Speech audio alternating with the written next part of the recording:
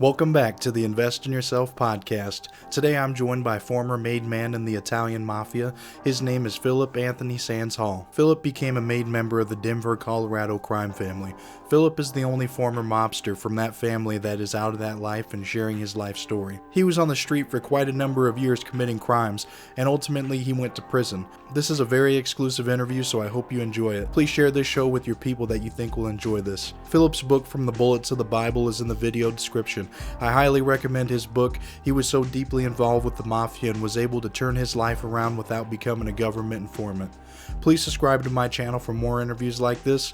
This man's got a really good redemption story. Let's get into it. Well, thank you, Philip, for coming on my show, man. How you doing today?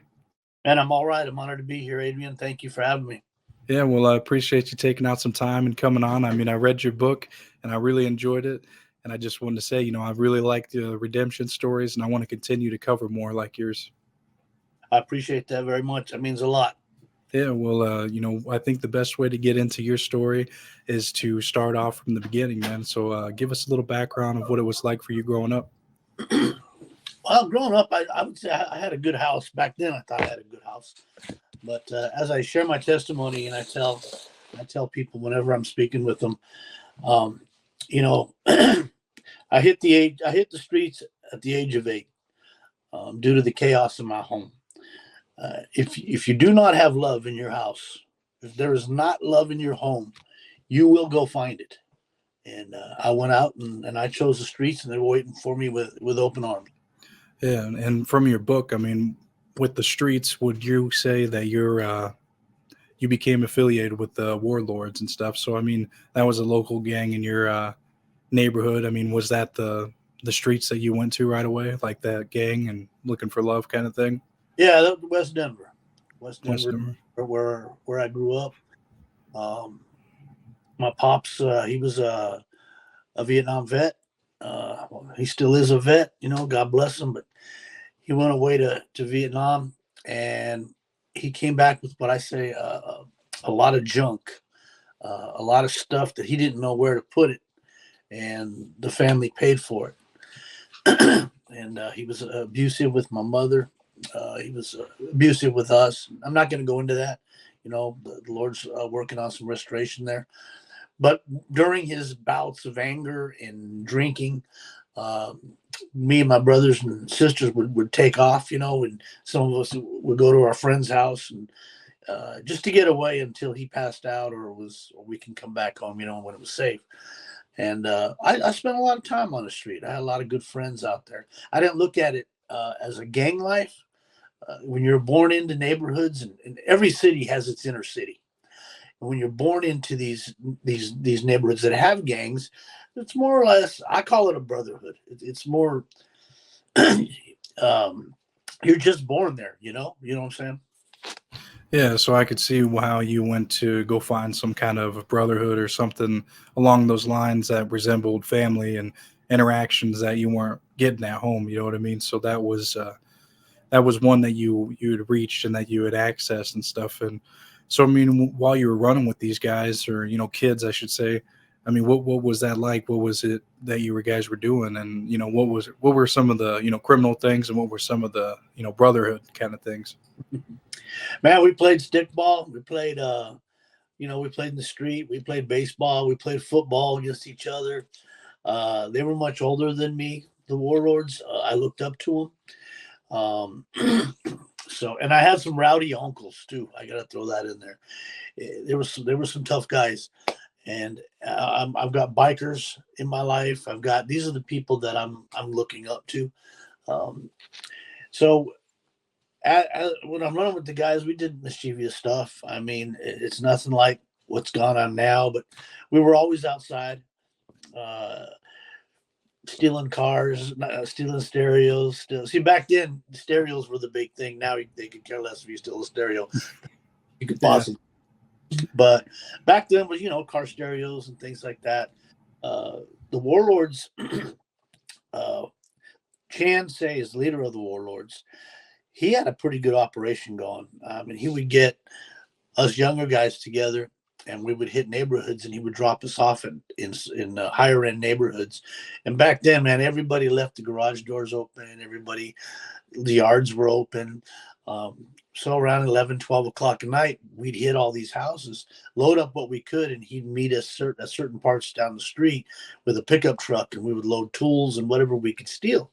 And then on the weekends, he would take them to what we call a flea market, swap meet, people call them. And 9 out of 10 times, you were probably buying your tools back from us. Yeah, so I mean, it was just doing little petty things. It wasn't nothing like some kind of big, organized crime aspect of it at this point. I mean, you were just coming up, you were getting affiliated with just crimes and criminal activity, right? Yeah, I like baseball cards and football cards. I just didn't like paying for them. Well, I mean, you almost got busted, by a man while you were stealing those sports cards. I mean, what were you stealing them for? You guys were running an operation, right? The store owner, Giovanni, came after you, right? Different strip malls. Yeah. They didn't get used to us. They didn't see us coming. They would call in the cops or something. And back then it was, it was simple things. It could be candy. I mean, I'm 12, 13 years old at the time. We were hitting our bicycles, me and my buddies, and it was it's an awful thing to say, but it was just normal to steal stuff. And we didn't have a lot of money. I mean, my parents didn't. I'm the oldest of 6 kids. My pops had a real tough time getting a job, and he finally got with the Denver Fire Department. But it was just, money was hard to come by, so there wasn't an allowance or anything like that. So if we really wanted it, we took it. And I had known nothing about the Mafia. I want to make that clear. I didn't know what the word was. I didn't know anything about these men. But my one adventure, I went into a little strip mall in my neighborhood, and on top of this mall, on top of the stores, I didn't bother reading any of this stuff. Maybe I should have, but there was like Giovanni's food market, Giovanni's liquor store, Giovanni's bakery, Giovanni's hardware store. So you kind of get the idea. Somebody named Giovanni must have owned all this stuff. We go into the food mart, my buddies, my turn to load up. So my buddies are over there talking to the clerks, distracting them, asking them for directions to this and to that. And I'm stuffing my pockets and everything I can. And I bend down and put some in my socks. And this big voice hollers at me and says, hey boy, what are you doing over there? And I look up, and there's this giant of a man. And I said, hey, mind your own business, old man. And he goes, are you stealing? And I got up and go, hey guys, we've been made. So we run out the door, get on our bicycles, and this big guy, he's like, he's huffing and puffing, man. And he had to be well over 6 foot. And I'm a little guy then, so he was even bigger in life. But I would say John was about 400 and some change. And he was a big man. And he runs out, and he barely gets to the edge of the sidewalk, and he's huffing and puffing. He bends over, and I remember stopping my bicycle and looking back and laughing at him and saying, hey, you'll never catch me, you fat bastard. And I took off. I thought I'm done with that, And who was he? What was his full name? John Giovanni. And he was, I'm assuming, he had to have been like a boss or a capo in that Denver area. Yeah, I later learned of his position, and he was a very silent man. A year later, after this happened, I had moved. I went from junior high to high school, and I was going to a different school.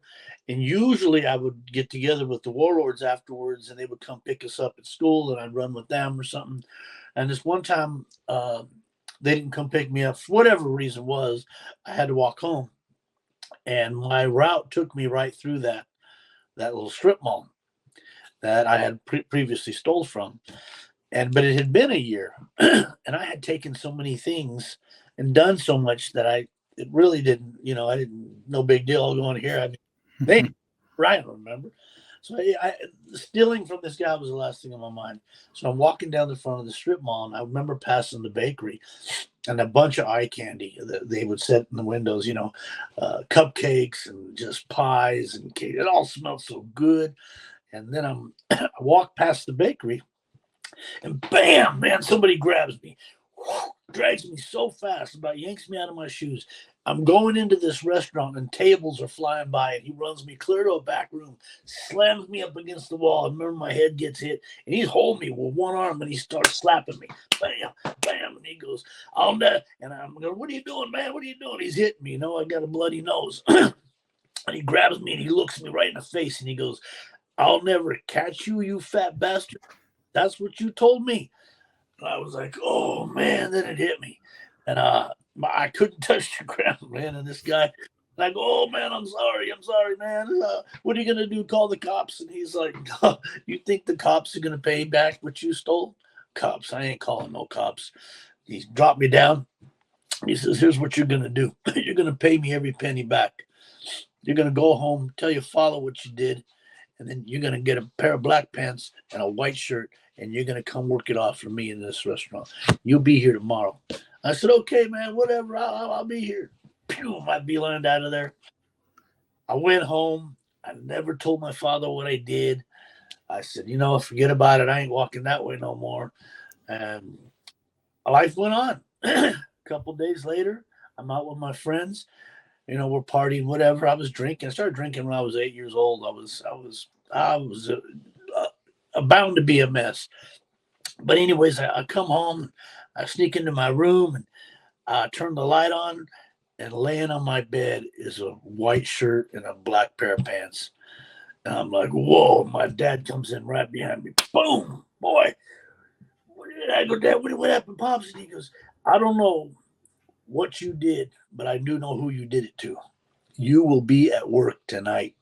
And I ended up working for John Giovanni. Wow. I mean, the power this guy had to, to even find your dad, to own all these businesses there. I mean, and then you would rob from him with not even knowing that you were stealing from him. I mean, wow. I mean, it's insane. I mean, that he gave you a job though. I mean, that's what's even more weird, but I mean, it makes sense, right? You're not gonna go to the cops. He's not gonna, get any money from them. It's just gonna be file a report and that's it. But That was the beginning, I guess, of the mentality until I put pen to paper and wrote about my experiences. I never realized the mentality that these guys had. Um, it's a whole different life. These are a different kind of people, and the fact that he could remember a year later, and when he got me, and then yeah, the fact that he could knew who we were in the neighborhood. It just I gained a whole kind of a different kind of fear of the guy, and a lot of respect.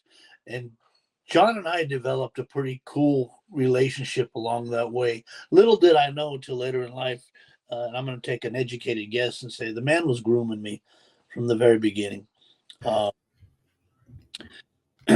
I was gonna say, that's could what possible. I guess I could see that as well because I mean, you steal from this business. He's like, okay, this kid has a little crookedness in him. You know what I mean? He's stealing already, and I mean, if he's gonna steal, let's bring him in. Maybe that was his mindset. Just see, kind of fill you out because you go on to work for him, and the grooming continues. I mean, not at first, but like for me, when I read the book, it's like you talk about working for him, and you explain it. I mean, it's going to come best from you.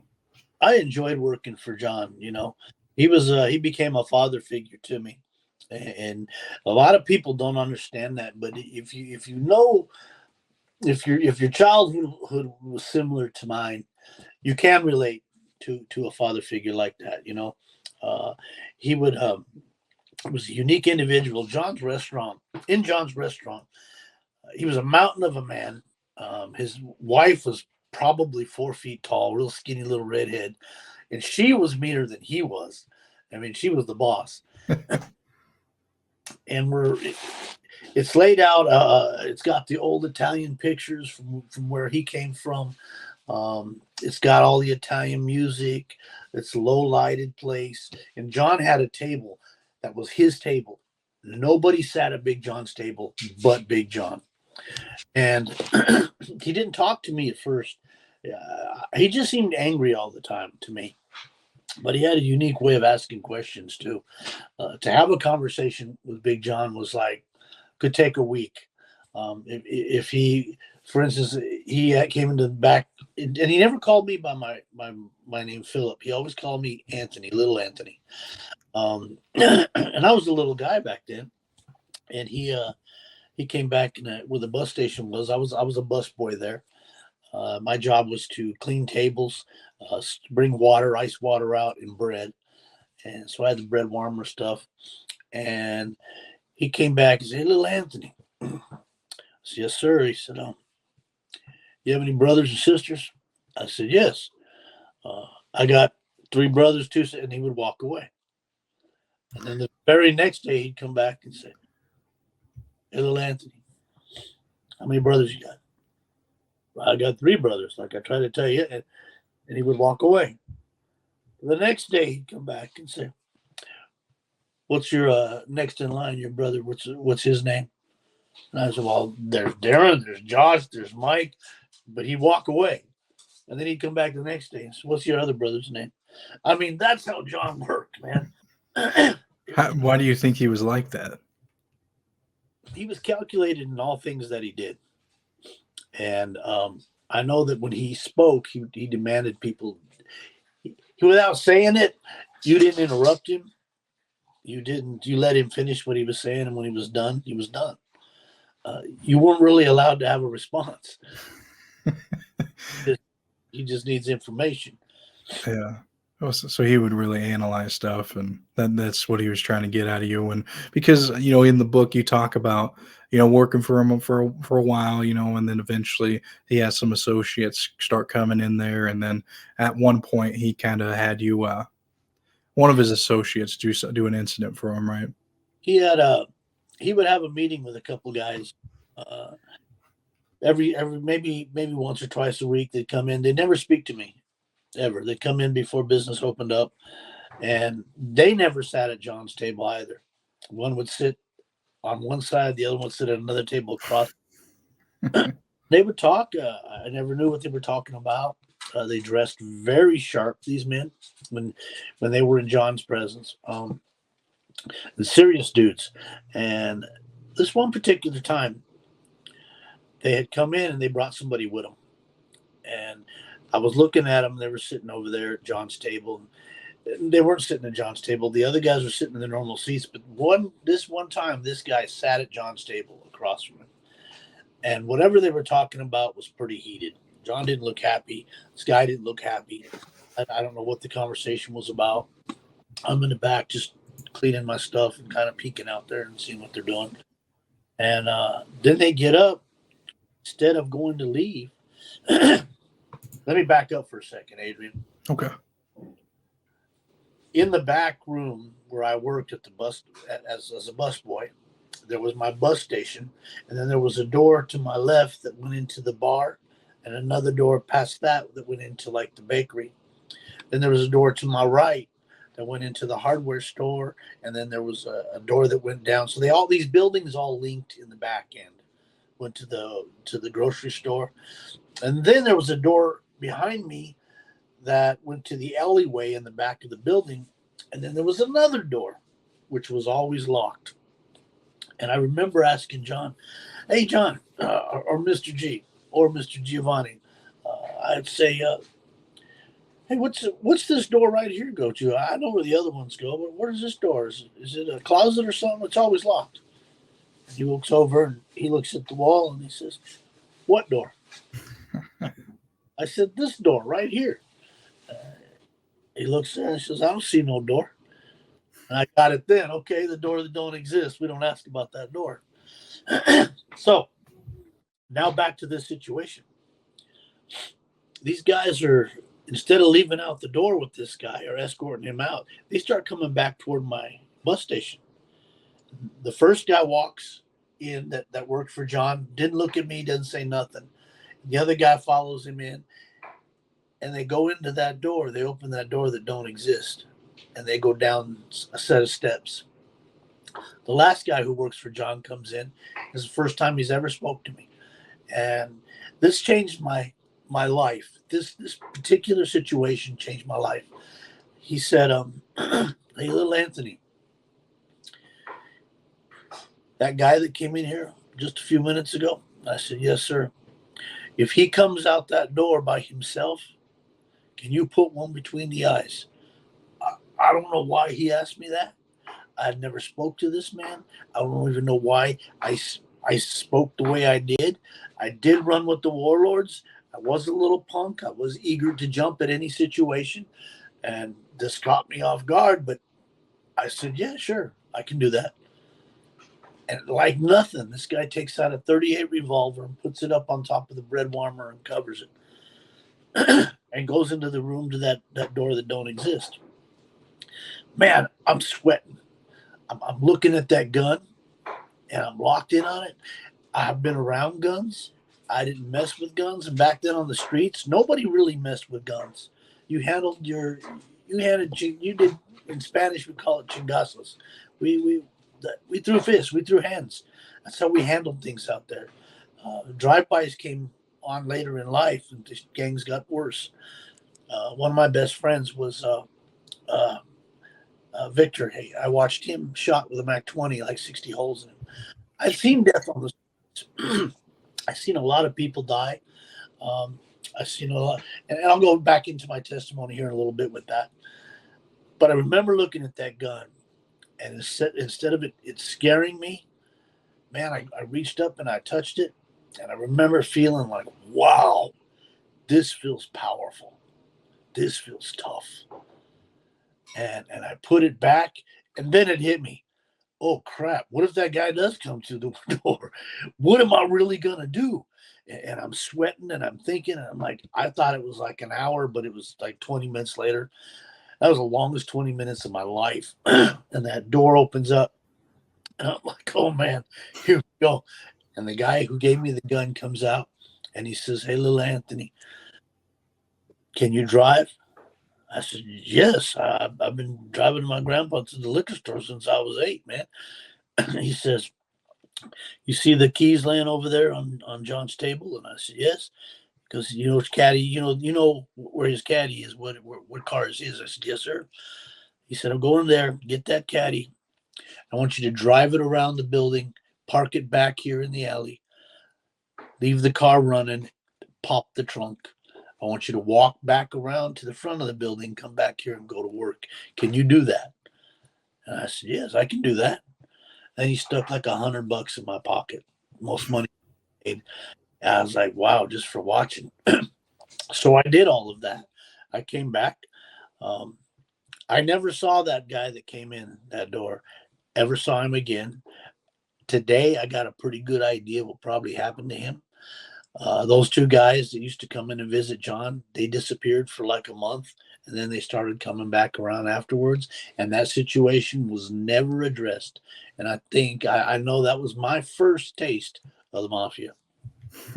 Yeah, I mean, really, that is an introduction to all that because, I mean, for you, you're just a kid working there. Really, you were affiliated with the Warlords, doing little things like that.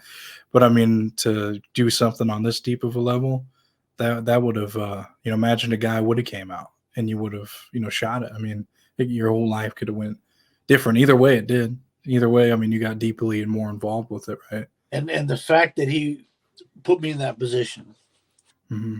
was weird, but I had been around John for quite some time, he did take a liking to me. He's the first guy to ever, he came in one time and he says, hey, Anthony, and he caught me off guard with this. He said, how you doing in school, man?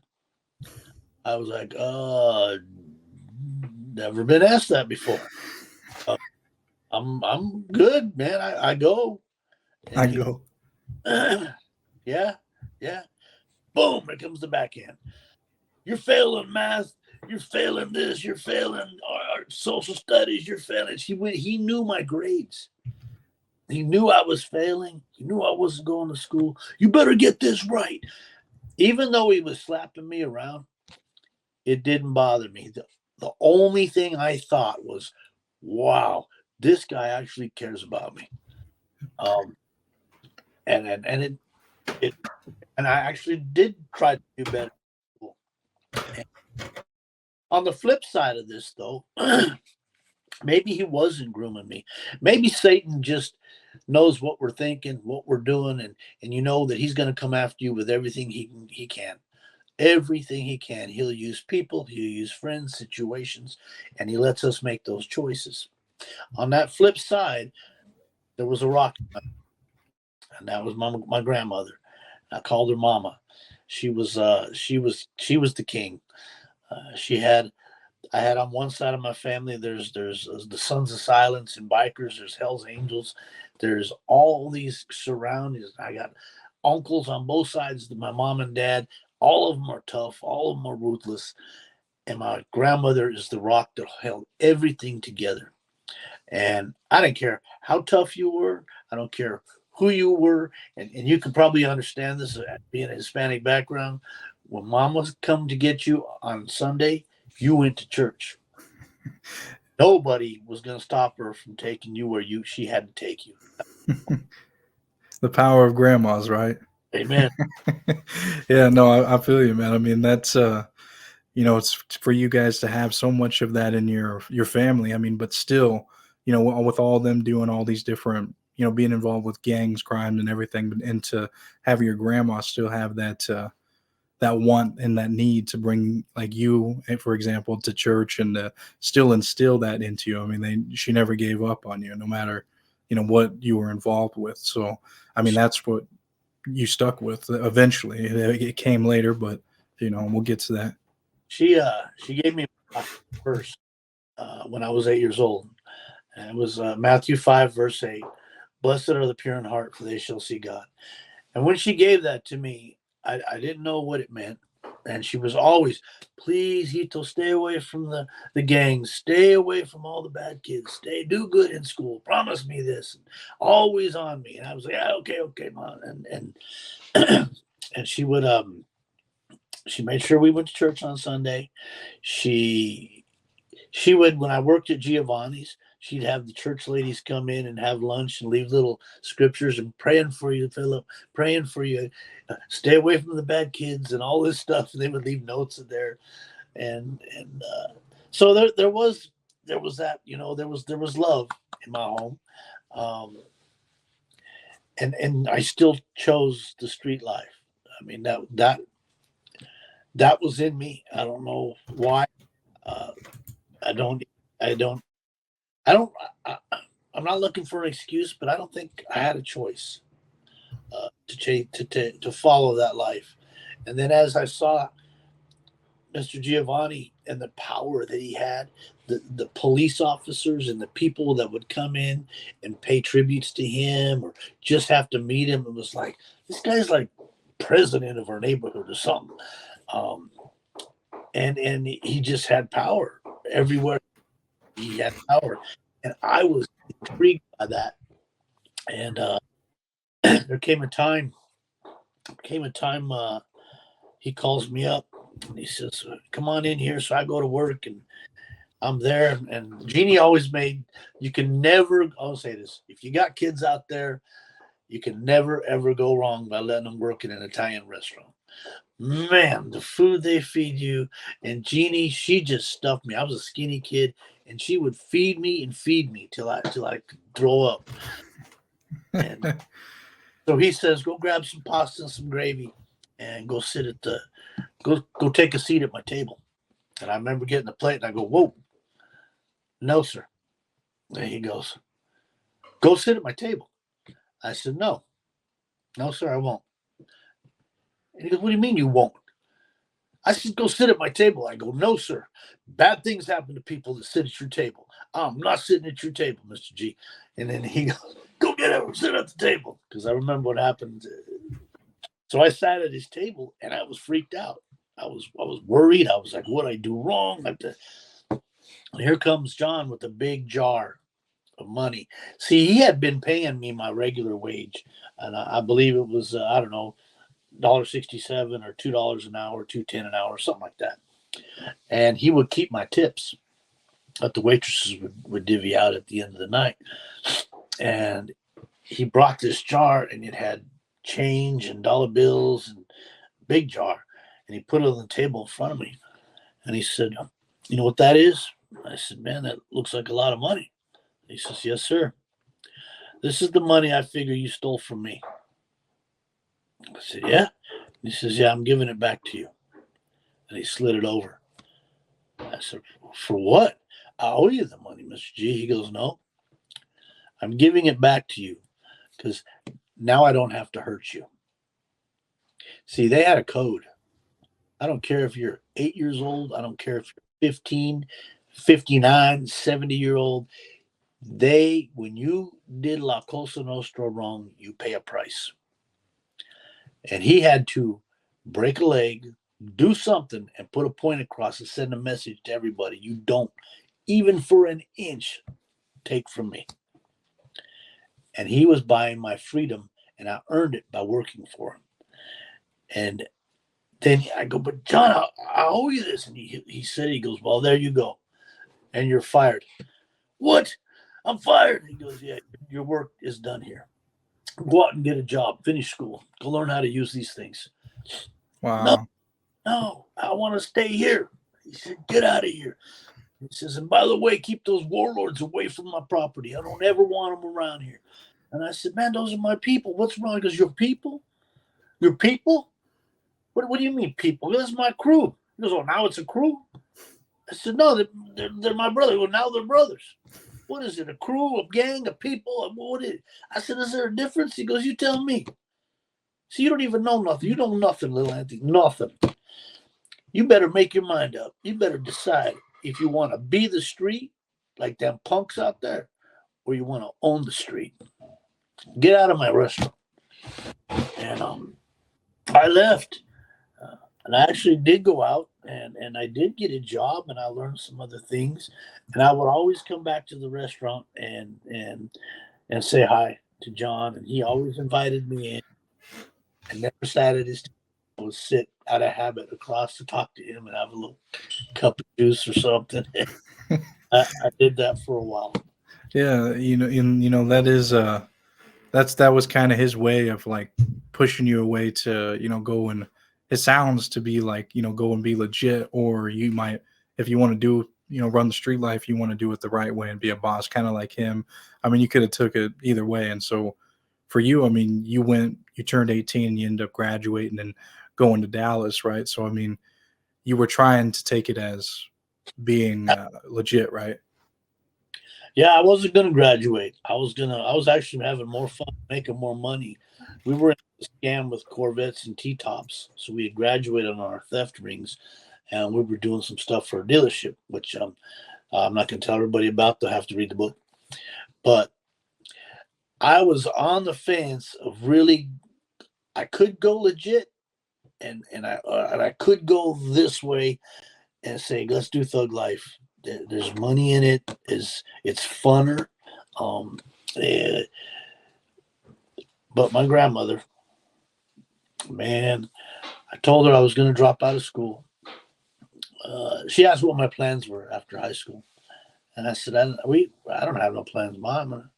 I'm gonna, I'll do something. She goes, that's it? I want to do something? Yeah, it is. I don't know. But I'm not going to graduate, Mama. She said, what? I said, I'm not going to graduate. What am I going to do with that piece of paper? I mean, plus I wasn't graduating anyway. I didn't have what you call the credits and everything. And she knew how to handle me. She did this reverse psychology thing. She starts to tell me, oh, okay, that's okay, baby, if you can't graduate. And I said, no, I didn't say I can't. I said, I'm not going to. I don't want to. And she said, oh, okay. It'd be nice to have one of my first one graduate and see his plaque and be so proud of you. But I understand when you can't do something. I said, no, mine, that's not what I said. I said, I didn't say I can't. I said, I don't want to. And she said, that's okay. It breaks my heart. Just give up and you're going to quit. And I said, I'm not quit. Okay. And I'll prove it to you. She goes, no, it's okay. You can't do it. And I said, no. And then I got fired up and I went back and talked to my principal. And I was reluctant that he even let me in, Mr. Greco. And he says, all right, Philip, I'm going to give you one chance. One screw up here, man, a little bit. you better make it work. So for 6 months, I went and I graduated. I got the credits, and I got a diploma in his office. There was no celebration or nothing. Actually, during my senior pictures, I was getting arrested in the parking lot, so I'm not even in the senior yearbook pictures. What did you get arrested for there? Just I think I stole some hamburgers from a hamburger stand at lunchtime. And I took off out of the parking lot of the little, they used to call it the hamburger stand. It used to be old Wiener Schnitzel buildings. And I'd go to the drive-thru, grab the burgers, and take off. And then the cops were waiting this one time. So they chased me to school. So I got arrested. what a graduation ceremony. Well, Yeah, at least you made it. and I'm like, please let me just go over there. Just get the picture. I'll go back. I'll go to jail. And they said, nope. You're going here. Damn. Well, I mean, so you kind of traveled through life for a couple of years, and kind of fast forwarding to going into Dallas. I mean, that's where you ended up going, and with that, you had a job. You were a manager there, and then I think you lost that job. And what was the circumstances with that, and why did it draw you back to the streets? I didn't. I just didn't do well with authority. I was honestly working. I get my paycheck at the end of the week was like $350. It wasn't enough for me. I didn't like reporting to somebody. I didn't like dressing the way I dressed. This ridiculous stuff, really. But I didn't like it, and I'm a much different person now. But then I thought of how can I make some money? And I remember they used to, the old fashioned way, they would push a button when some customer would come up to buy a ticket, and you'd have to tear that ticket in half. And one would go to the customer, and then one would go in this baggie that they had there. So I watched them in the ticket booth, and I remember going in there and talking to the ladies. Why don't you guys go take an extra break today or something? I'll go ahead and run the booth. So I would sell one ticket to a customer, and then I would sell the ticket that was supposed to go in the bag to the next person, and then put that money in my own bag, figuring, hey, this is going to work out. The theater gets one, I get one. Theater gets one, I get one. That went well for me for a while, I thought. And then I opened my own register at this movie house. It was called Lancaster Movies 8 in Lancaster, Texas. And on this, I was the only one who used this register, and I probably had more returned hot dogs and popcorn and sodas than anybody had ever had in their life. Oh, I'm sure. I get a call one day from my little sister, and back home in Denver. I'm now in Lancaster, Texas, just south of Dallas. And she says, "Hey, you got to come home, Philip. Mama's she's not gonna make it." I go, "What do you mean she's not gonna make it? She's gonna die. She's in the hospital." Bam! I beeline from Dallas to Denver. There in 13 hours. I went straight to the hospital. I ran upstairs. I could see all the family was there. A lot of family. Everybody loved my grandma. We used to call her Joe Mama. Her name was Josephine Cole, and so she's talking to everybody one at a time, and then she knows I made it there, and she calls me in. I go in and see her in her bed, and see she had she was on dialysis machines, and she had diabetes real bad, and her arteries were hardening, so she was shutting down. And I just remember seeing her in that bed, and that's, "Oh, Ma, what's going on?" And she goes, "Here, sit down. Number one, pay attention. I need you to water my plants. Tell your grandfather, be on top of it, water my plants. When I go on vacation, he never waters my flowers, and they always die. I need you to tell your mom to buy some Velcro shoes or tie her shoes. She's going to step on her shoestrings one day, and she's going to really hurt herself. And she's giving me this list of stuff, and I just got here. And like, oh, Ma, hold up. What are you talking about?" And she goes, "And I need you to go to Kmart. Kmart's this big store. Was a cheap store." And she goes, "I got 4 suits there on layaway, and I paid them off. You need to go pick them up, and those are for you and your brothers to wear when you carry my coffin. And I said, all right, stop, Ma. That's it. Okay, that's it. Um, you gotta stop talking like this. You ain't gonna die. You ain't gonna. Where's this Jesus that's supposed to help you out, huh? That guy you're always praying to, Jesus this, Jesus that. Come on, Jesus. Come on, tough guy. Why don't you help my mom out? So I'm getting more fired up. You know, I'm my heart's breaking here. And she says, "Oh, baby, come here." And I said, "What?" She goes, "Come here, closer." So I get down there closer. And my grandmother was born with a very unique set of knuckles, almost like brass knuckles. And she goes, bam, and caught me on my forehead. Wow. I go, Mom, what are you doing? That hurt, Ma. And she goes, don't you ever mock my Lord and Savior again. Don't you ever mock my daddy. Don't you mock your Jesus. Do you hear me? I said, okay, Ma. And she goes, sweetheart, we go in this life, we go 55 because we want to go 55, right? Yeah. If we go faster than that posted speed limit, what happens? And we get caught. Well, we do the time, I guess. We pay the price, pay the fine. She said, yeah. What if we don't get caught? I said, well, we had a heck of a good time, Ma. And she goes, she knew how to talk to me. And she says, that's right. If I was a cow in my last life, I don't remember. So this one counts. Cherish the moment. Live life well. Promise me you will find the tree of life. You will search out Jesus. Promise me. That was all she ever wanted from all of us, was to get Jesus in your life. My grandmother was a God-fearing woman.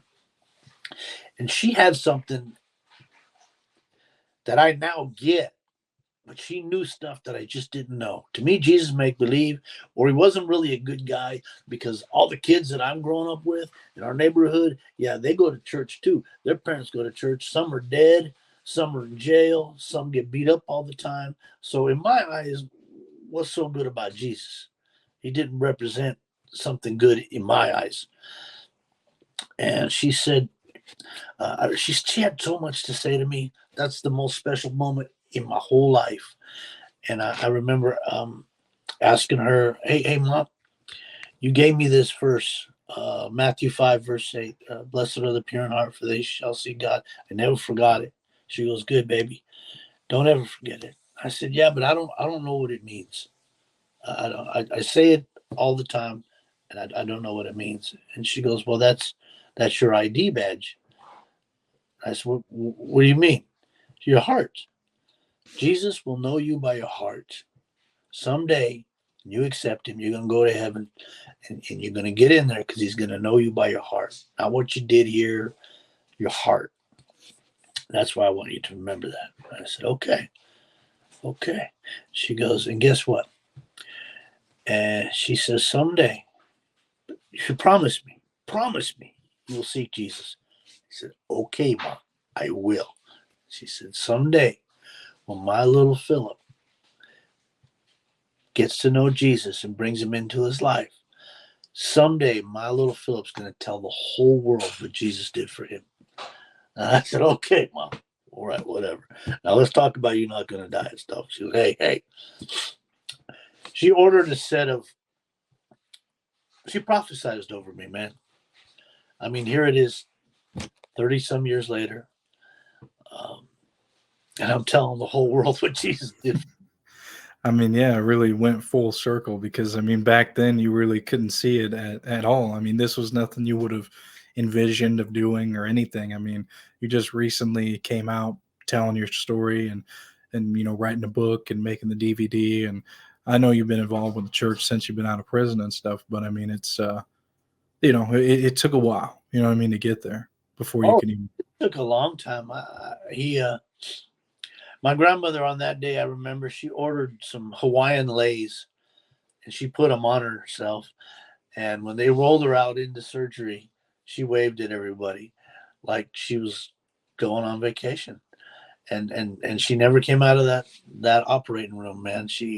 I remember being at her side and my uncle Mikey at her feet, and I watched her flatline. It was December 2nd, 1989, and 3:23 p.m. I watched the clock. I watched everything happen. I did everything she asked me to do, and then I had to go back to Dallas, and on my way to Dallas, I came down through New Mexico and over into Texas, from Raton, New Mexico to Dumas, Texas. I was on that highway. It was about 1:00 in the morning, and right about the state line, I pulled my Mustang over, and I got out, and I cursed God with all my heart. I was like, "You mother effer, you took the best thing I ever had in my whole life. You took my best friend. I hate you. I hate you. I will never follow you. I will never. And you send Christians my way, I'll break every one of them." I was so mad, and I bawled like a baby in the middle of that street. I got up and I said, "There, I'm done." And I got in my car and I went on my way to Dallas. 15 years later, going the other direction, I'm on the run from the mob, the feds, and whoever else, myself, and most of all God. I would have another encounter with God in that same location, and I didn't even realize it till we wrote the book.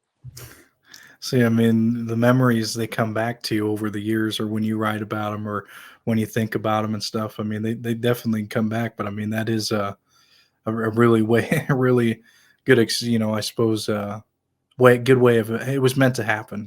I would say, that all that line like that, and that exact moment or that exact place. You know what I mean? And for you to, experience that, and that's kind of what got your mind even more going on, following God and trying to get out of that eventually after you go to prison and stuff. But I mean, to go back a little bit, I wanted to, cover, what went on in, Dallas. I know you did a little collecting for what family is it down there? The La Barba family I was introduced to. Mhm. La Barba. They were associates, I believe, to John Giovanni. They were related to the Marcellus family, which is out of New Orleans. Carlos Marcellus. And I was still young. I'm 19, 20 years old.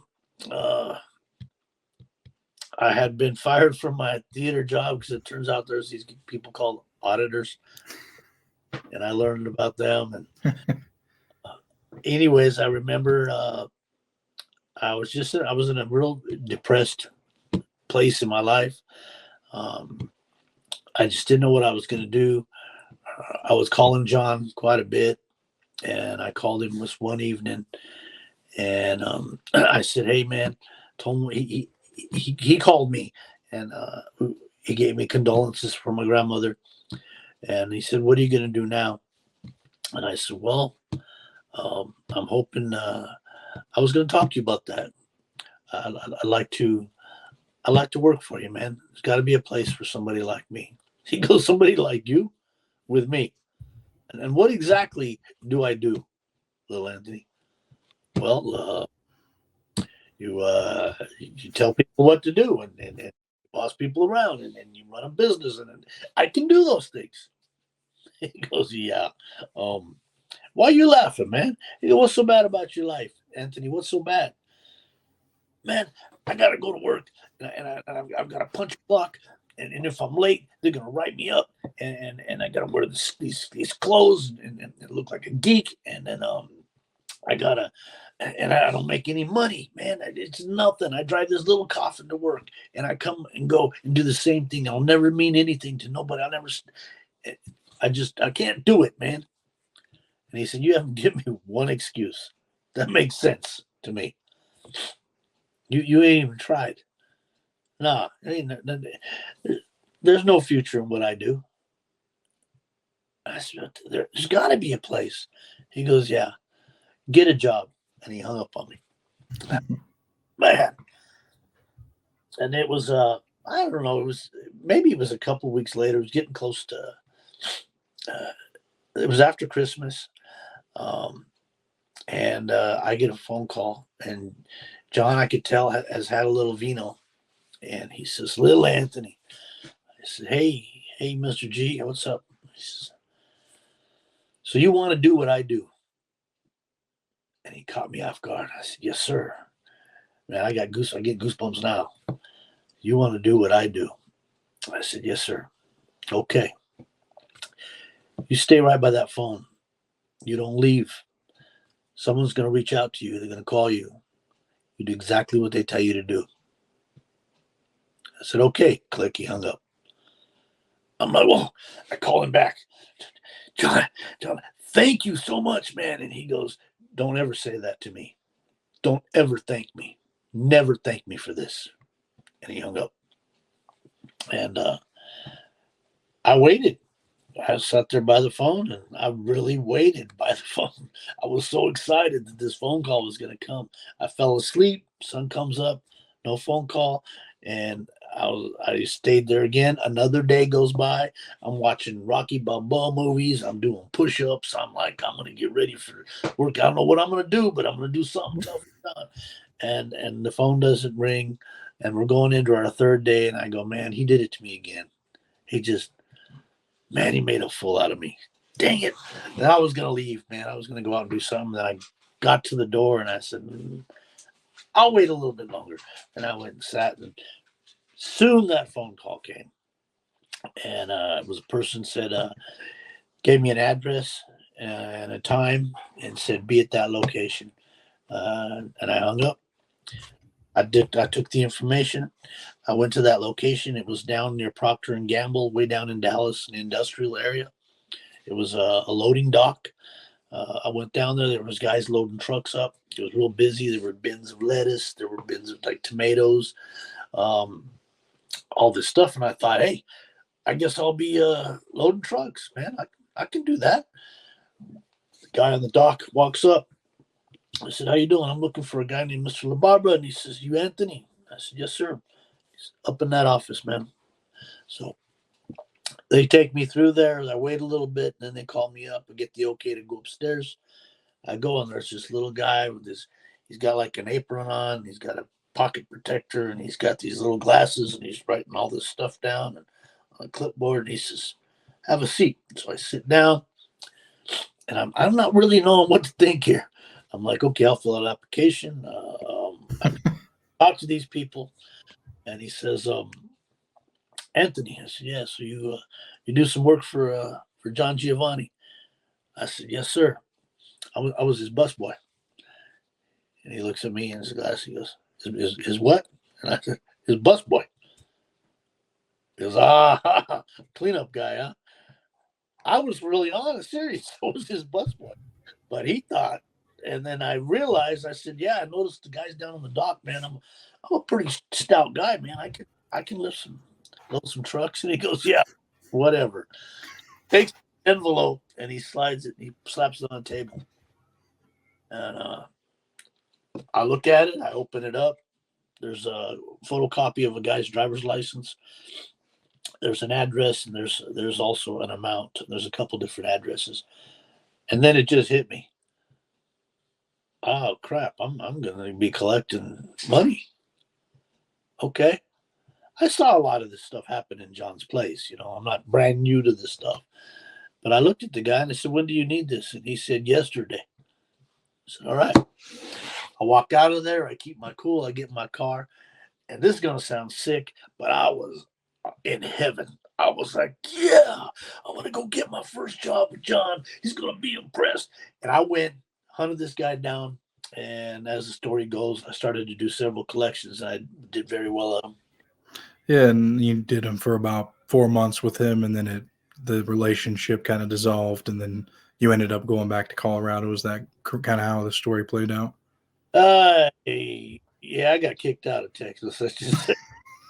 Yeah, they can, from the book. I mean, you went into detail about what happened, but My car blown up, and I had gotten in a fight with the wrong guy, a bouncer. who was with the Marcellus family, and then again to learn more about these guys. You do not mess with any of them if they're associated to La Cosa Nostra, especially if they're blood related. They're off bounds. There are their own set of rules, their own police department, their own judge, their own jury, and there are penalties and repercussions. I don't care who you are, and you won't even know it's coming if you cross those lines. This guy had it coming. He deserved what I did to him, and I'm the one who had to pay the price for him. But there was a line crossed. I don't want to give too much away, if you don't mind, Adrian, because I really want people to read the book. Oh, But no worries at all. Well, that's why I didn't know if you want how much you wanted to cover, but to that'll be just fine because I kind of wanted to segue into when you went back to Denver and became a made man. That's a very interesting topic that people might be interested in hearing as well. it was very low key. I went back and had a good talk with John, and he had to straighten out the Marcellus thing. And that was then. Then is when I got the sincere education. It was a private evening. I've never talked about it. It's when Mr. Giovanni explained to me what La Cosa Nostra was, what it is. And I learned that there's Cosa Nostra and La Cosa Nostra. There is the Italian Sicilian Mafia in Italy and is only in Italy. Then there's the American Italian Mafia, which adopted their laws and is in the United States and all over, and is not as secluded as the Sicilian mob, but still very powerful group of guys. And the hierarchy is La Cosa Nostra first, God second, family last. And we actually thought God worked for us. There were times I went out to do a heist or to do somebody ugly, and I'd pray over my guys, and I would say, Lord, help us go in here and do this collection right. If we're only supposed to break the right leg, let's make sure we just break the right leg and protect all my guys. Amen. And yeah, that's pretty sick. Yeah.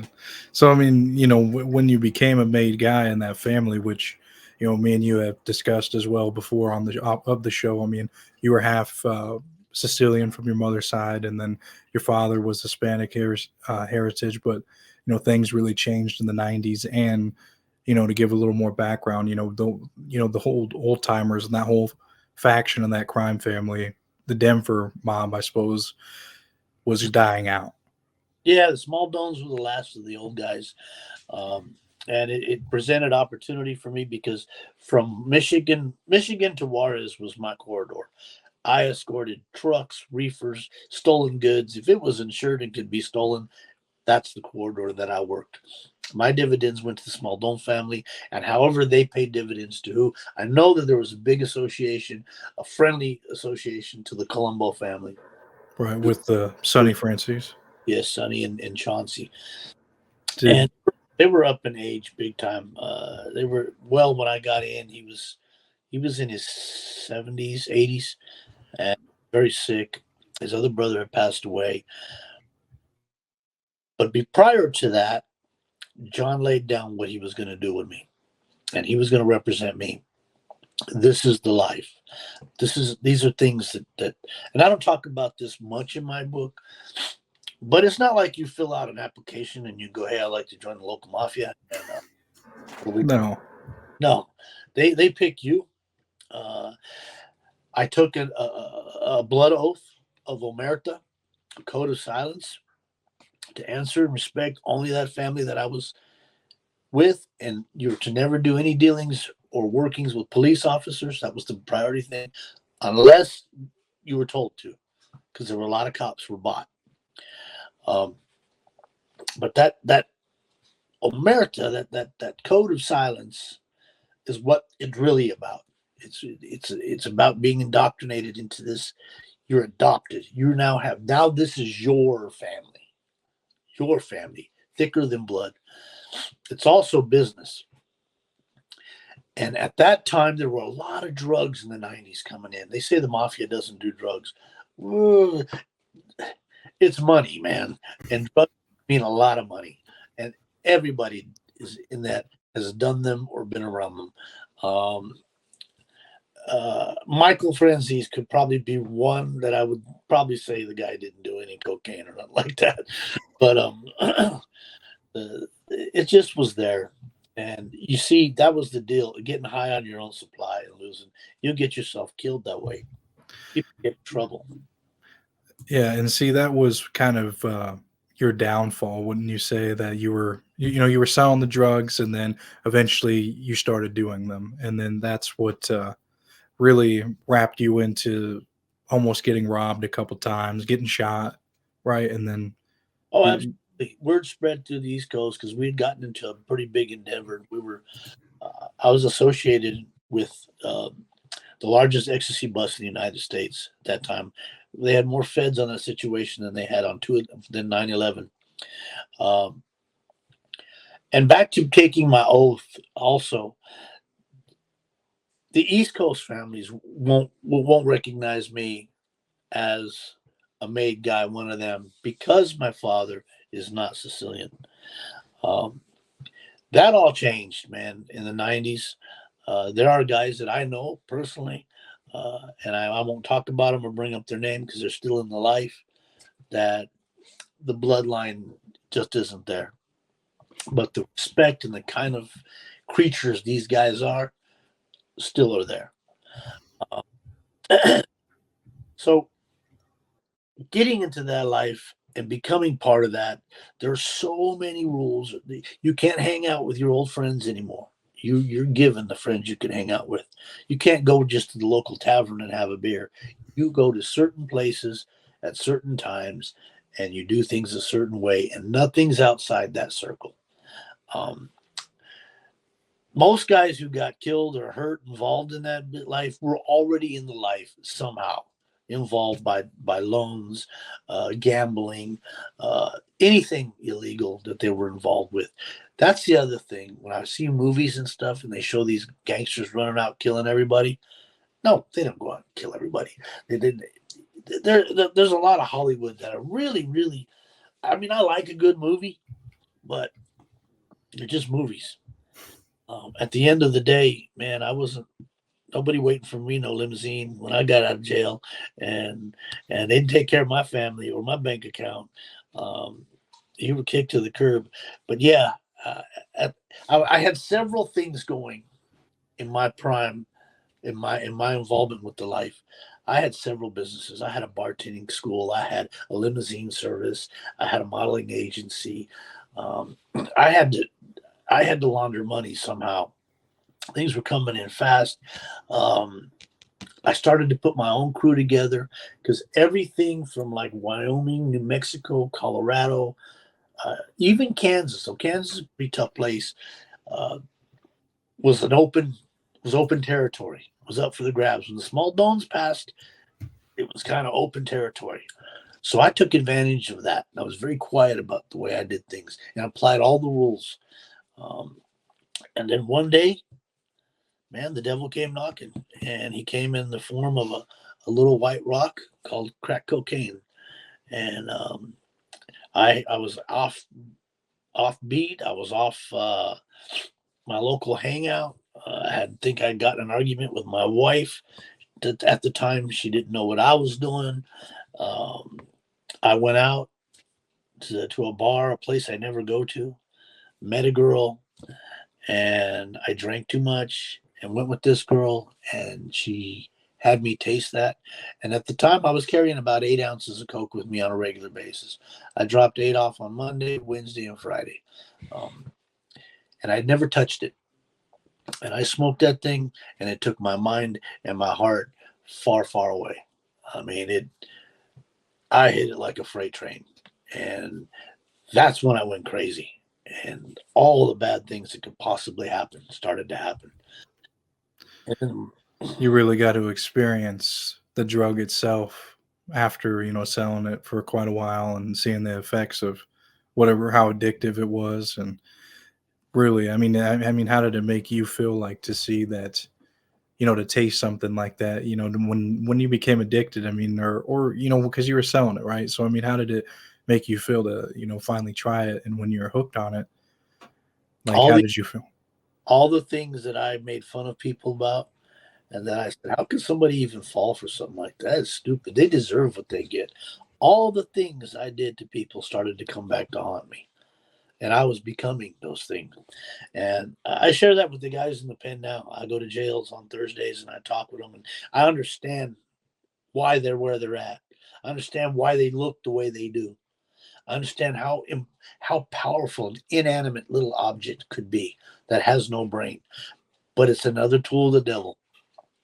And there's so many tools he has, and he knew he just needed that right one to get me.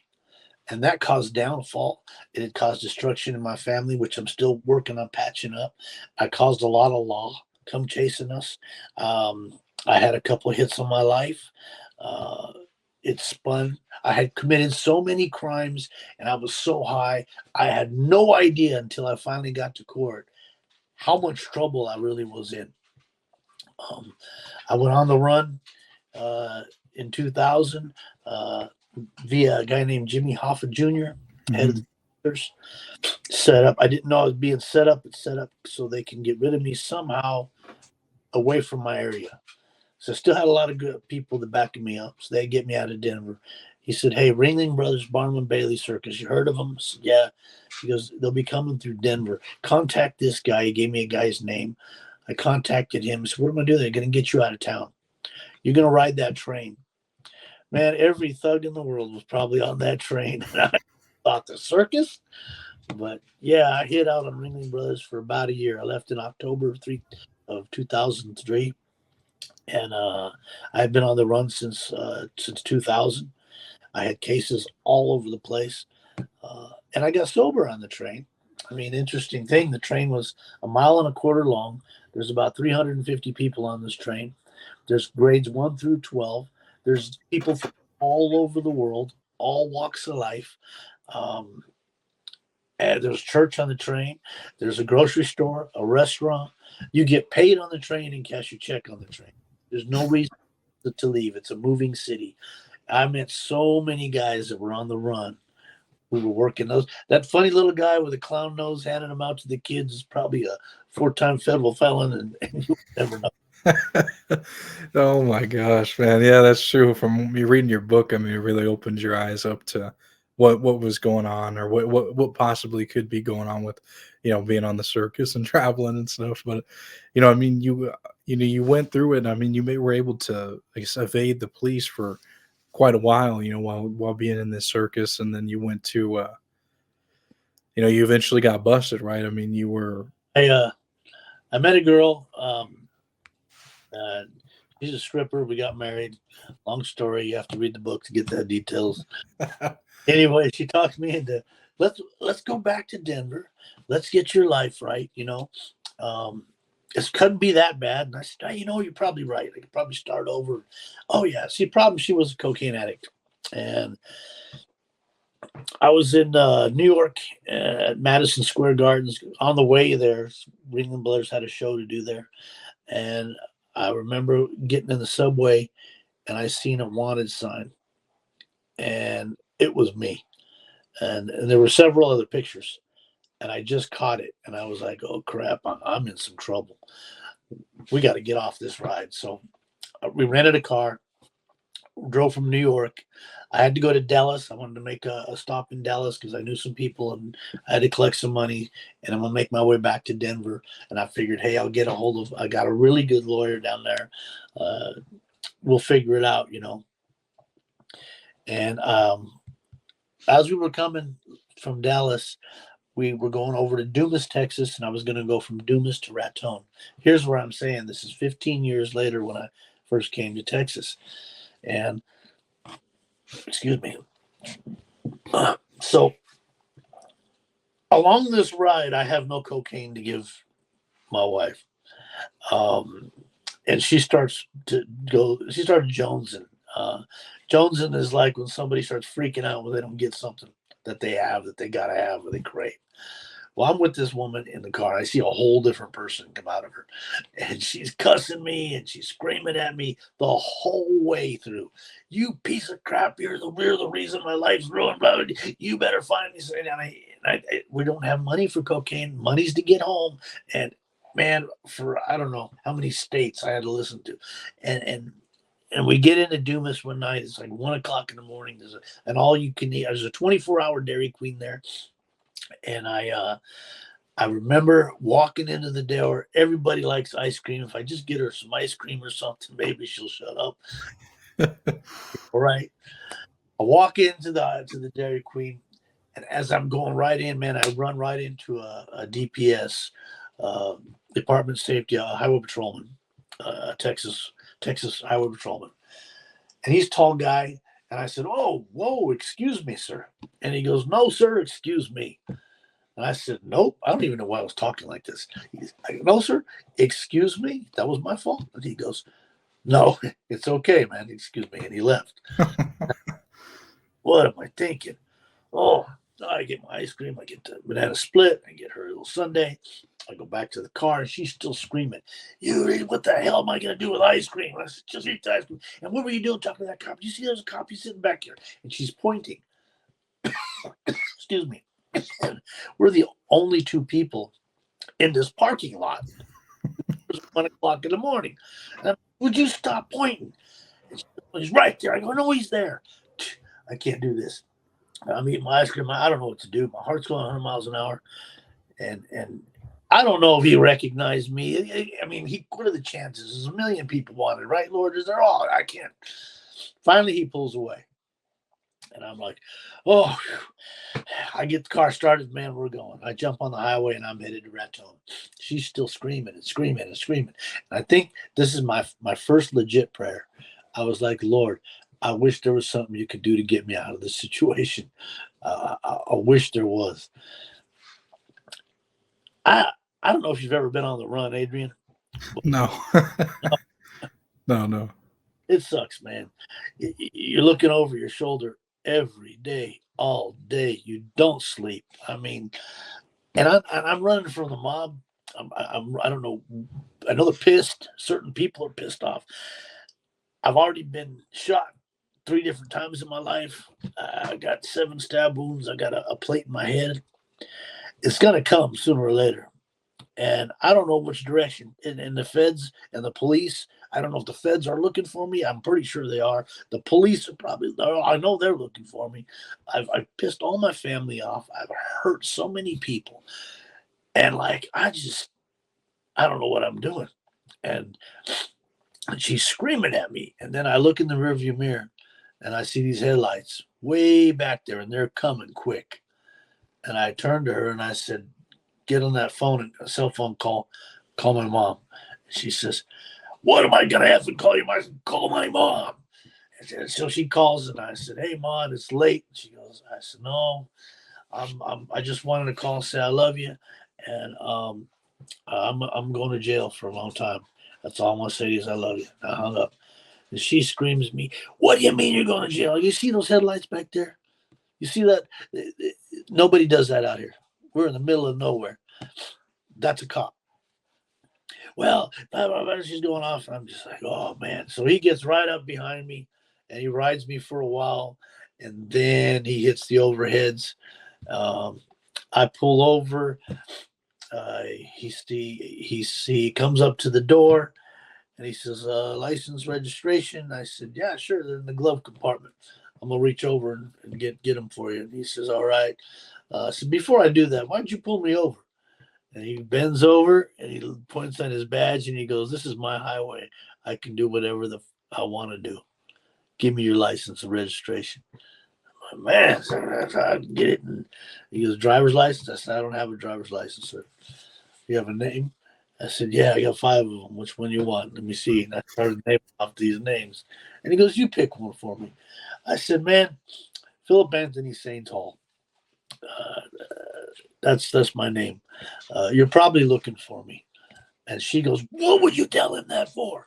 And I go, he goes, you know what? I said, like, you got warrants? I said, yeah, I probably do, but I was just headed back to Denver to straighten some of that stuff out. They might not be so bad. I'll be right back. So he cooled down a little bit. He goes back to the car. She's still screaming. And I'm like, oh, gosh, this just sucks. And he doesn't come back to the car. He stays. He stays. And then I see in front of me, there's a bunch of lights, flashing lights coming down the highway from the New Mexico side. Then there's cops coming from behind us. I think there was a helicopter coming over. And I was like, oh, man, here we go. And I hear the, hey, driver. He does on the microphone, on the PA. Take your left hand, stick it outside the door. Take your right hand, take the keys out of the ignition, throw the keys in the street, leave both hands outside, open the door from the outside, and exit the car and face away from me. Do everything I tell you. Do you understand this? Yes, I do. I'm doing it. So he gets me on the ground. I'm face down, laying on the street, and I remember looking over at the mile marker, looking and saying, "You know what? I think I've been here before." And that was the exact location I cursed God. And then he tells the driver, and she's like, "Oh, hell no!" And I'm like, "Lord, please tase her. Let him tase her or something." Oh man, what a way to go down. You know what I mean? Like that is I mean it all came back around to where you had, you had your curse with God, and then, maybe this is I would say it was the way he saved you, because the way that you, when you were coming down, going back home after, your grandmother had passed away, cursing and yelling, and then, you know, heading back, going to, wherever you're going at that point, you hit that, that mile marker, and man, it's like, I mean, what else do you think about? I mean, it's connected for some kind of reason, man. Yeah, I think that well, I know for a fact, and it was like I put pen to paper, and from the bullet to the Bible was born. And I'd say I recommend that to anybody. I'm no journalist. I can't write. I don't do. I'm an outside guy. I lay concrete for a living. This, you ever want some healing? You probably know this already, Adrian, but if you put pen to paper and just start writing back as far back as you can remember about your life and yourself, I had so much healing come from that. And I reflected on so many things. And I when I put pen to paper, I started to realize all the times in my life that God was there. I mean, I get arrested. That starts my tour. Uh, the marshals come pick me up. They tell me in jail, if the marshals aren't here in like a week, we're going to let you go. We're not going to pay Colorado's tab for you. So you still might be able to be released. And it was like the very next day at 3 o'clock in the morning, they said, federal marshals are here to pick you up, man. So never mind. They were quick. Yeah. So they came and get me, and I'm riding in the back seat. And one of the marshals is going over my jacket. He's looking at my history and the stuff I did, and then he starts to pull this good cop thing with me. That's what I call it. I remember just being angry. I didn't like cops anyway, and I was cussing him when on that back seat. I was spitting on the back of the door there. I just didn't want to be there, and I was going to make their life miserable. And he says, "Hey, it looks in here like Philip, you have two sons." I have two sons. And I go, "Screw your sons, man." But I'm cussing him about sons. You don't talk about my son. You don't talk about my family. So this guy has to put up with me for like 9, 10 hours. And I'm like hitting the back end. I'm like, "Man, come on. You're just nothing but a talking badge. Let's pull over. Let's pull this car over, man. I'll tell you what. If you beat me down, I'll gladly go. You can have some more charges. I beat you down. You just let me go." And like they're going to do that anyway. So all the way there, we get to my first stop's going to be Arapahoe County in Arapahoe, Colorado, and we they take you into something called Sellyport, where you get transferred. Theirs goes underground, and you get turned over to the police department. But before we go into this Sellyport, where I get turned over, this officer says, "Pull the car over." Tells the other marshal, and he pulls over, and I'm like, "Oh, so maybe we are going to throw hands, okay?" I'm thinking of which direction I can run. I go, "So we're gonna throw hands," and he goes, "I'm not gonna fight you, okay? I'm not gonna fight you." but this is really bothering me. It is heavy on my mind that I have to pray over you. And I'm having a moment with God right now, and I don't want to pray over you. And I go, you're going to what? And he says, I'm going to pray over you. I feel I have to. And I said, no, I'm okay, man. And he goes, no, I'm not asking you. And he gets out of the car and puts his hands on the window. And I'm like, look at this dude. And I don't know what he said, but he prayed over me.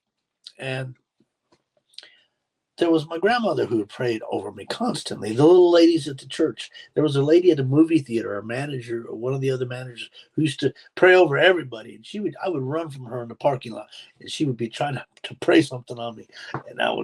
And I started all these people. When I'm in jail and I get in some fights, and Sheriff Sadbury pulls me out, has a prayer with me. I mean, it's getting, God don't quit on you.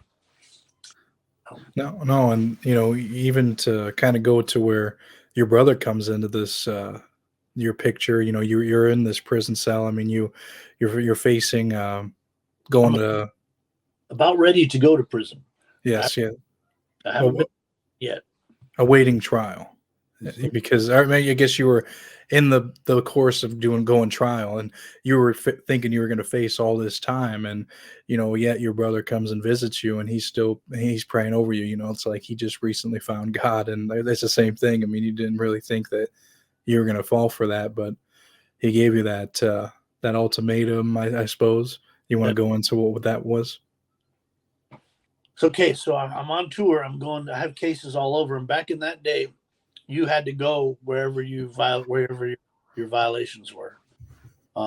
Now, due to technology, you don't even leave jail. Whatever you get arrested in, they got a big screen right there, and you see the judge on the screen, and that's it. It's safer, it's faster. And at that time, I was in an area where there was a transition when the courts were going from paper to paperless. See, I had like 114 to 150 different accounts on my record. They didn't bring in a briefcase with my case, man. They brought in literally a dolly, and that had stuff on my history and where I was and all the crap I had done. So they had to physically follow you. Your case and your evidence had to physically follow you. But they were in that transition. And there's a point to this, and I'll try to explain it later to this, because it's part of the miracle. Anyways, I'm back in Arapahoe, and they're going to take me up to Teller County, and that's up at Pikes Peak, Colorado. My next step, I believe, is Canyon City. I believe I'm headed to Supermax. I'm facing 20 to life, and I still am under investigation for a murder case on 2 accounts: arson, racketeering, extortion, fencing. And they're going to hit me with those cases, I believe, after I get hit with the other cases. So I'm awaiting my trial. They put everything in one pile. So we're going to roll the dice. We've got enough on him now. There's no reason to send him to any more courts. We're going to do it all right here. So during this process, my lawyer gets expired. I don't know how else to say it.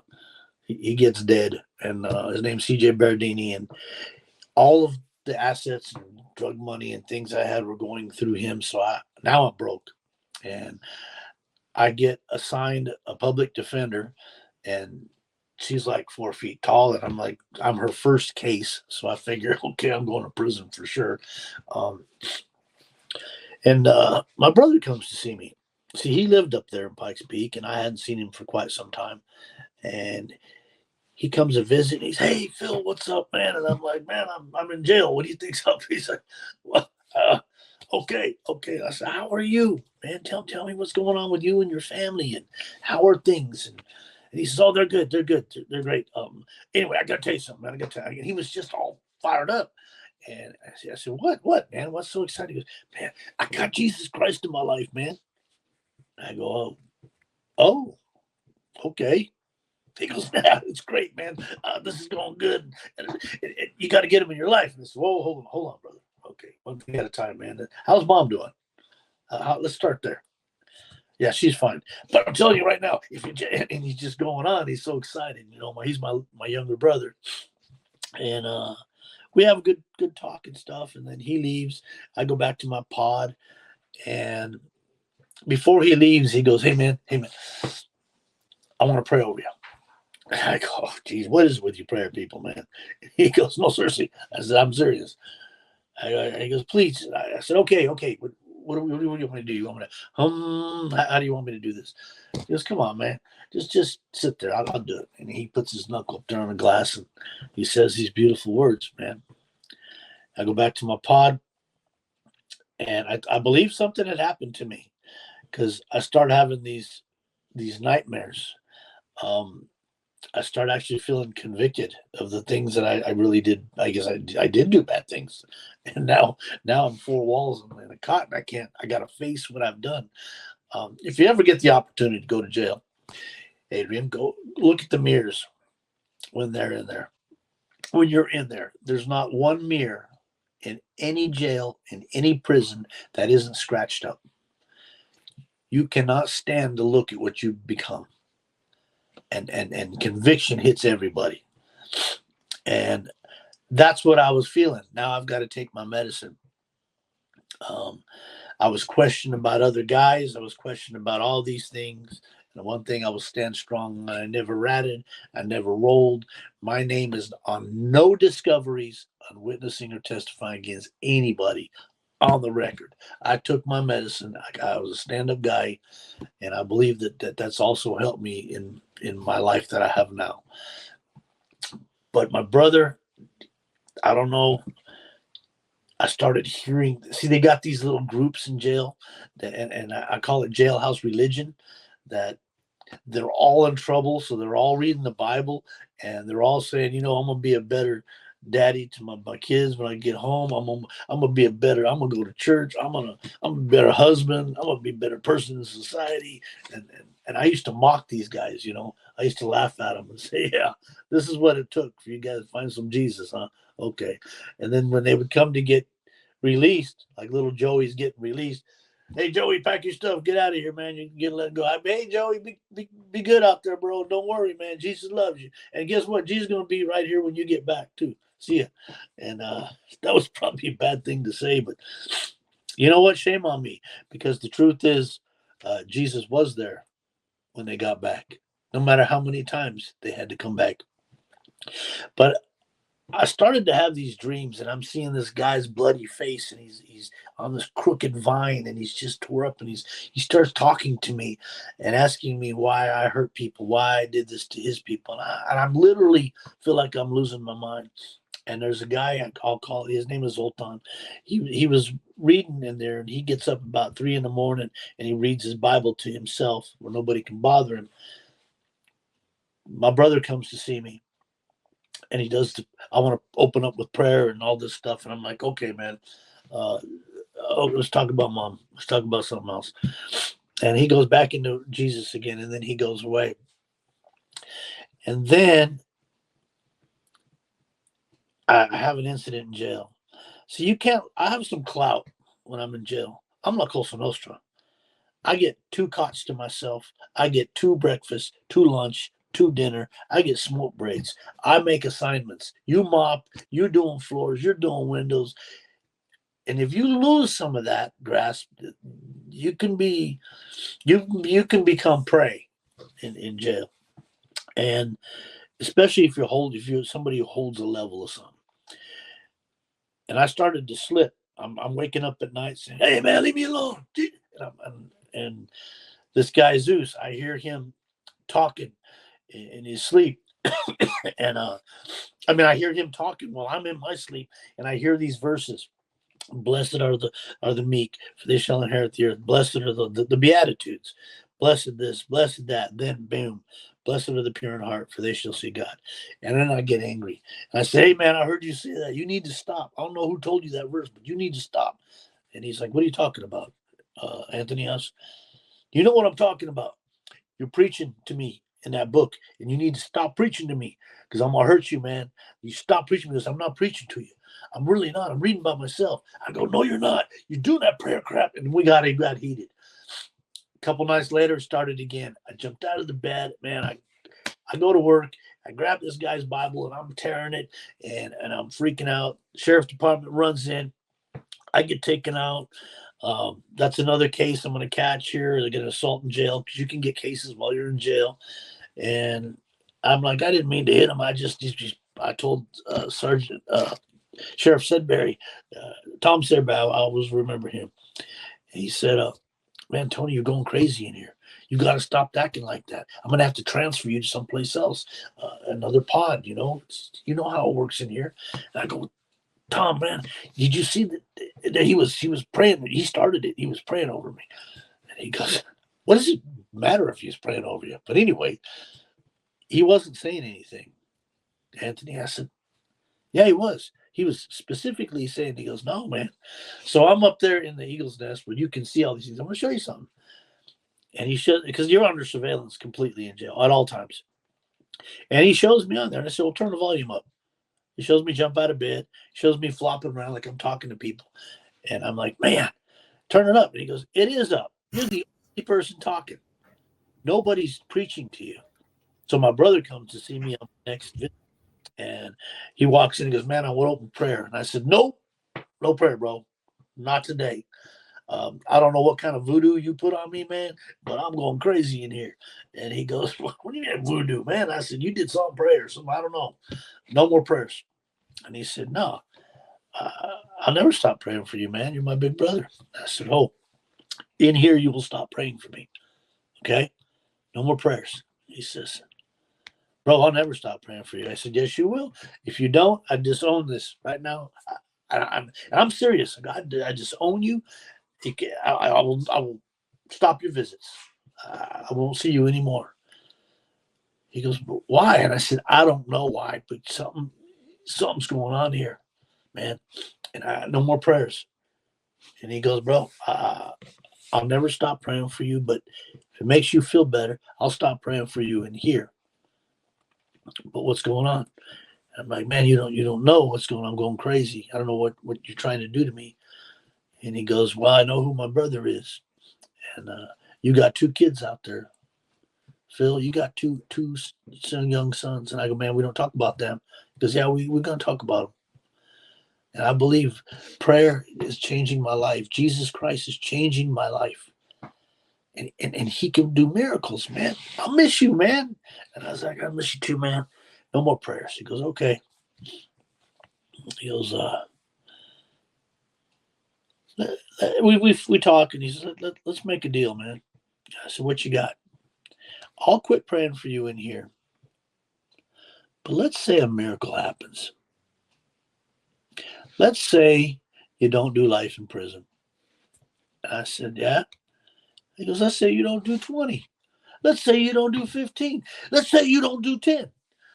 Let's say a miracle happens and you get out. Will you give Jesus one chance? Will you come to church with me one day? And I could see that he had this fervor, this great thing that he had and he wanted to share, but he didn't know and nobody else has got it. But I didn't have it. And I said, man, if I live 10 years, I'll go to church and I get out of here. Even if it's 20, I'll go every day with you, bro. But it ain't going to happen, you see, because the prosecutor and the judge I'm going to go in front of is much bigger than your Jesus Christ. They're real. This is real. And I'm glad you got Jesus, bro. I'm glad you got the t-shirt. It looks good on you. You keep it.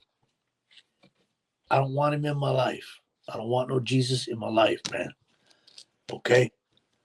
He's like, and he starts to tear up, and he's like, I just know who my brother is, man.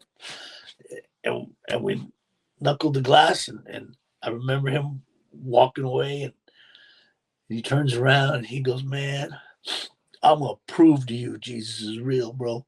I'm going to prove it. And he left, and I just remember feeling just this weight and sorrow. I got to go to court. I meet my attorney. She's like, bam. She's like this girl. And I'm like, look, lady, if I'm going to prison, let's get me there. And she said, excuse me? And I said, if I'm going to prison, let's get me there. The judge goes, Mr. Hall, what did you just say? I said, Your Honor, anybody get it? If I'm going to prison, let's get me there. See, I've been on tour in all these little jails. At least prison is home. I can get there and get myself made and get ready, get buried in. I got to get my mind mentally ready for that for the rest of my life. And he's never had that request, I guess, because he said, I think you need to sit down and shut up, man. And I said, whoa. He goes, listen to your attorney. I said, she's fired.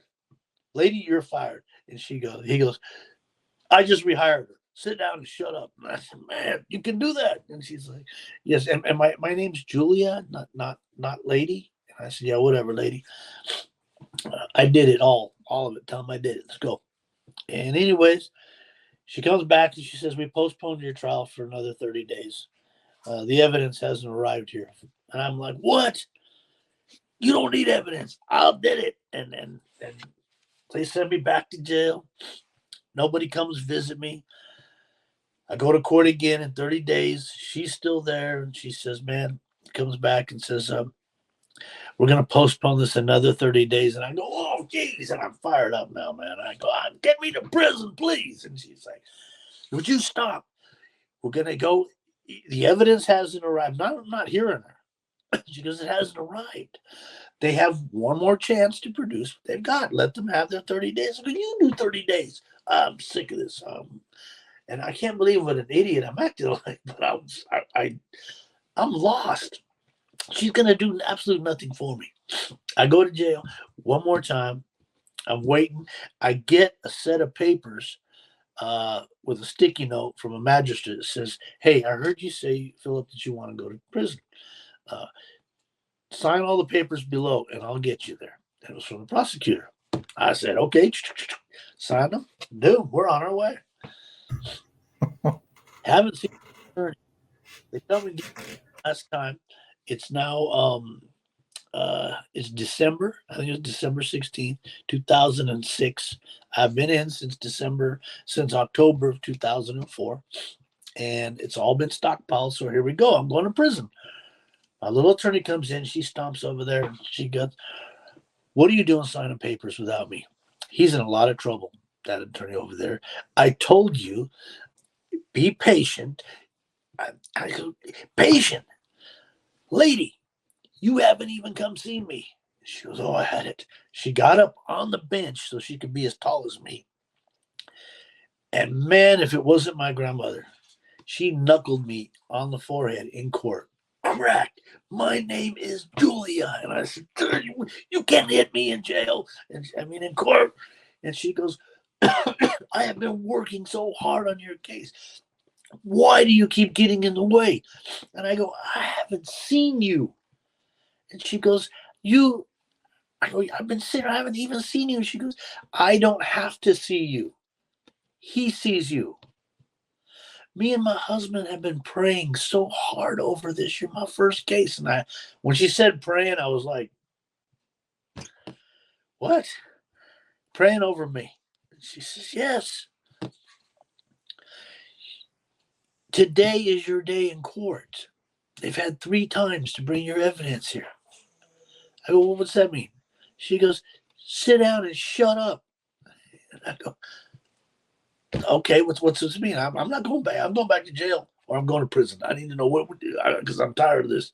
She goes, please shut up. I'm probably just frustrated the heck out of her. I'm a father, Adrian. Mm-hmm. Sons. My youngest son I threw away when he was about going on 2 years old. Kicked him and his mother out of my life. My oldest son graduated high school in jail. I got a ton of destruction behind me. I've hurt a lot of people. There is blood on my hands. From drugs to trafficking to you name it, I've pretty much done it.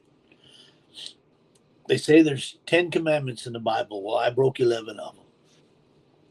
I did not deserve God's grace. That miracle that my brother prayed for, the judge says, he called my attorney over. I don't know all the legal stuff, but she comes back and I said, what's going to go on? She goes, shut up. I said, okay, Mr. Hall, would you please stand up? Prosecutor he takes the stage, and he says, Your Honor, I'm requesting for a mistrial. The evidence has not arrived against Mr. Hall, and mistrials were requested. She says, Your Honor, there'll be no mistrial because there is no trial. According to this article statute, the evidence has to be here to try Mr. Hall. He gets 3 opportunities. This is his day in court. The third is over. And I also want to put a file a grievance against him for talking to my client without representation. I mean, she's nailing it. And she goes, and the last thing is, if the evidence somehow does arrive after this case is closed today, it is to be not revisited. So she asks for no double jeopardy. I go, you can do that? And she goes, shut up. And I sat back, and the judge says, yeah, Mr. Hall, stand up. He says, against my better judgment, I have to let you go today. And I'm like, I ain't doing 20 years. I don't deserve God's grace like that, Adrian. I love that little attorney now. I just hug her to death if I could ever meet her again. Wow, that's incredible, man. I mean, you really, I mean, by the by the grace of God, you were forgiven because of all the stuff that you did. But you had years and years after to prove yourself, and continue to do your redemption stuff. And like you said, I mean, it was a long path, a long journey. But I mean, yeah, I mean, 2000 December 16, 2006. It took them 30 days to actually ship me back from Pikes Peak to Denver. They made it miserable to the last second. So they released me in 2007, January 16th, officially at 11:59 p.m. with a check I can't cash and a bus token and the clothes that I was wearing, like a pair of sweats and a t-shirt when I got arrested in October 2004. I'm in Denver. It's snowing. Um, I didn't have nowhere to go. No limousine to pick me up, man. I like the movies. Uh, I hadn't seen my mother, so I was going over to her house, and my brother lived in Pikes Peak, about 4 or 5 hours away. And when I got to the house, it's 1:00, 1:30 in the morning, and I see the lights are on, but I don't see my mother's vehicle. It turns out there was a way at another property. They were out of town, so I'm pounding on the door, hoping somebody answers the door. The lights are on. Man, and my brother answers that door. of course. I go, D, I'm out. And he goes, are you supposed to be? I said, I hope so. Man, But well, have some fellowship, bro. He goes, we stayed up all night. And he said, I said, hey, bro, you got a church you going to? And he says, yeah, man, I'm going to Denver church. Pastor Brian Cedarwald, man, you want to go? And I said, nope, I do not. But we had a deal. And I got to know what's going on, man. I got to know what this Jesus is, what you got. I got to know. And it wasn't jailhouse religion for me, Adrian. I sat down and I studied, and I was blessed to have a group of men just surround me and feed me Matthew, Mark, Luke, John, and feed me. I had people I bullied when I was young came out and now are my best brothers, man. I broke down and cried in front of them asking for forgiveness. I mean, I hurt some guys and they're like, it's over, man. We forgave you, bro, a long time ago. Welcome home. And I was just bathed in this. I had to know who my captain was, just like in the mob. I knew John's cologne. I knew what shoes he wore. I knew what car he drove. I knew everything about the man. So before I give my life to you, and lay it down for you, I got to know who you are. And I did that same thing with Jesus Christ. Man, I found out what he did for me, bro, and what he did for us. Woo! I accepted.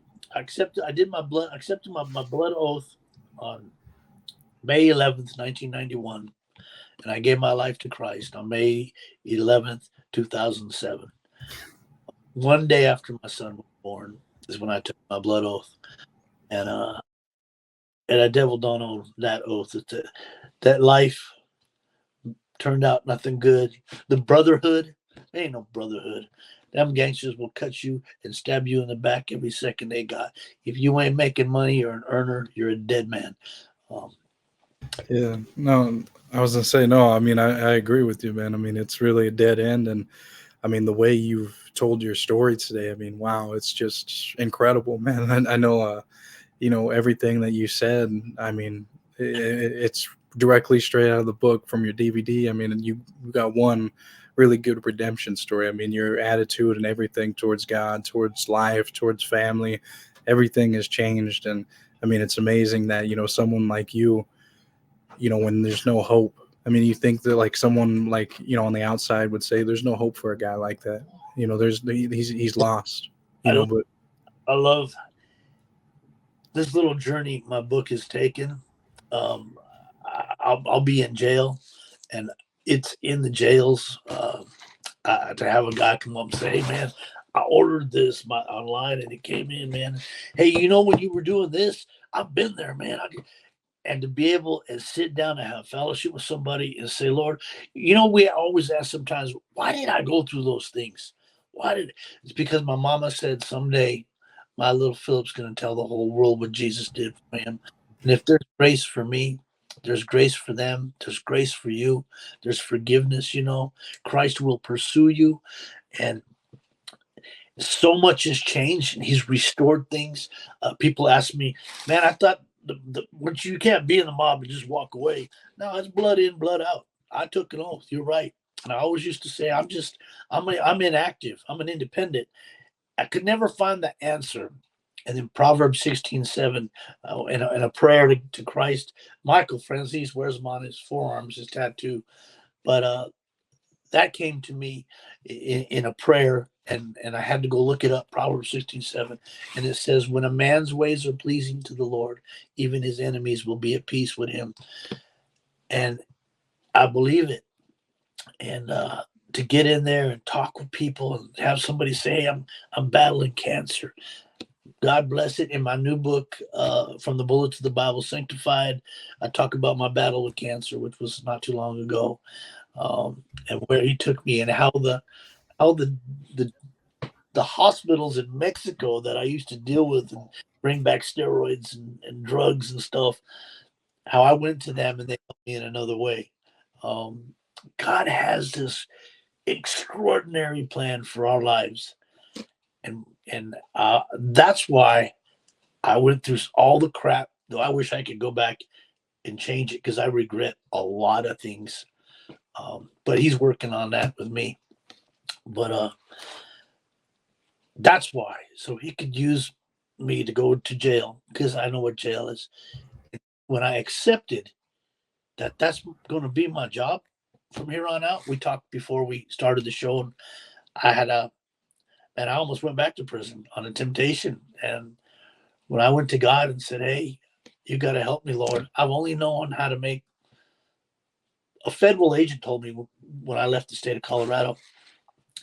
She came up and we actually sat down and had some coffee. Showed me a bunch of pictures of my son playing football, and I wasn't there. She showed me all these things of my son. She goes, you will screw up. You will fall. You don't know another way. You've got 30 years of criminal life. You don't know another way to make it.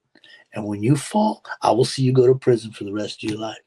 And I just laugh. And I think of when she said that, and when things are so bad, I like, "Lord, they ain't so bad. Thank you for saying that, lady, because I'm gonna beat you. I'm gonna beat you. I'm gonna show you God is real in my life." Adrian, beautiful family now. Things are being restored. Got to work on my sons, but I'm sorry I get a little preachy on you. no, man, I really enjoyed it, and I enjoyed the story, and I'm glad that you're continuing to work on your life and your relationship with your sons. I understand that's got to be a little rough, not being around, for certain parts of their life and stuff. So it's like you got to continue to work on it. But I mean, yourself, you've done that. You've redeemed yourself, and so now it's like you got to continue to put the word out there and prove to the ones that were with you before your redemption. You got to show them, hey, I'm not like that. I know that, but I mean, I'm just saying that. But Yeah, you know, you're, I We don't live there no more. Yeah. No, not at all. I mean, it's all about moving forward. But, I think this is a good wrapping up point. I will put your book in the video description and anything else you want me to put in there, Philip. But, I appreciate you taking out about 2 hours of your time, man. But thank you again, man. Philip's got one powerful redemption story. He is living proof that anything is possible with the help of God. Philip is making a major impact on at-risk criminals and changing his legacy for the better. Philip's book is in the video description below. Please comment any key takeaways that you got from this video. Please share it with anyone that you think will enjoy this type of content. Please subscribe to my channel for more interviews like this as well. There will also be a playlist at the end of this video with all my other Mafia related interviews I've done. And the last thing that I'll bring up is that if you enjoyed this podcast, I know you'll enjoy my other podcast that I co-host with Salvatore Polisi. The name of that podcast is A Lifetime of Mafia Tales. And on that podcast, we cover Sal's life in the Mafia. That podcast can be found on this same YouTube channel. All you have to do is just click on this channel icon, go to the playlist tab, and click A Lifetime of Mafia Tales podcast. Thank you again so much for watching, and of course, we'll see you on the next one.